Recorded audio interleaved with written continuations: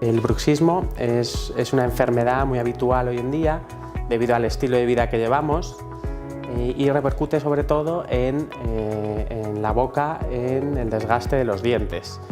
Eso mismo también puede ocurrir en la musculatura, ¿vale?, en la articulación, y puede dar lugar a otros problemas como cefaleas.